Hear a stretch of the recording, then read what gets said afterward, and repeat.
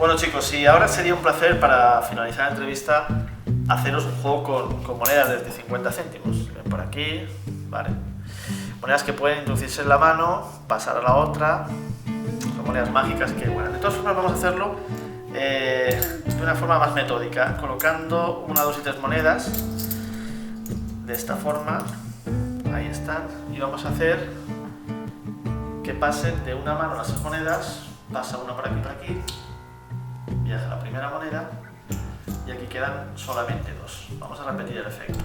Cogemos las 2 monedas y esta vez vamos a hacerla que pase a través de la mano con un movimiento así, pasa por el otro brazo, llega y aquí ya nos queda una sola moneda. Estupendo. Y ahora necesitaría una mano, pero vamos a hacerlo en mi propia mano, la última moneda. Vamos a ponerla quieto la mano, soplamos, la desintegramos. Ahí están 1, 2 y las 3 monedas.